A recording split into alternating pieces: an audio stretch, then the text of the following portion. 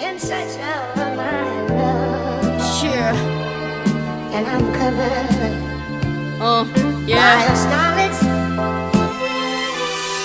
Gasy mandala fihavanana fanahoana tsy navoakatsika fa fiatsaram-belona ty tena kapoakatsika ela misasatra mikiry fitsory elamboly tandreo fampampisavy aty masaky mifimpina beboly be milaza ty fatratra miseho tsara fony efa raha misy favoasana da elona kisamy be mirarana ho tafa faratafa etikoa dia stomy ty fiany mba hitotona amin'ny tany be modika namodikisa nefa dia amonjikisa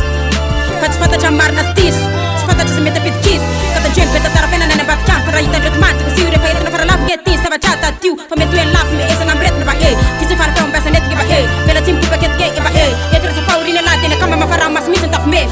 ety raha nafiny afela izy koa le rehefa tafela mijango mitetezany andre mifaorina tsy sareny ety seroa fa betapina kama mitady zavatsy miezany da lesy amy amin'ny hoavy zay le cause kele fa tia amy rakavy fa mahay amin'ny tany eto basanina pafy fa fitsolo mangeto no ny olo tsy fany velatry raha tsy mahay eto dia miongana fany velatry dia fa kopony lafa zay le zava-misy velatry Madagasikara insist fa fitsolo mangeto no ny olo tsy fany velatry raha tsy mahay eto dia miongana fany velatry dia fa kopony lafa zay le zava-misy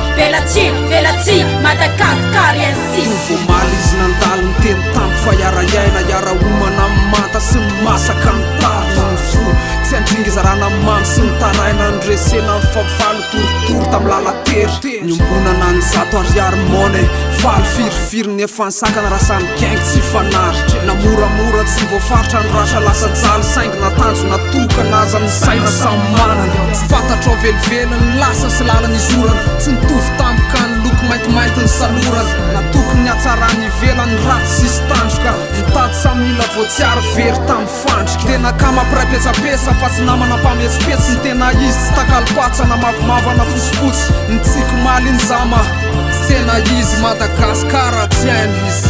velatsy izy fa fitsolo mangeto no ny olo tsy fany velatry raha tsy mahay eto dia miongana fany velatry dia fa kopony lafa zay le zava-misy velatry Madagasikara insist fa fitsolo mangeto no ny olo tsy fany velatry raha tsy mahay eto dia miongana fany velatry dia fa kopony lafa zay le zava-misy velatry Madagasikara insist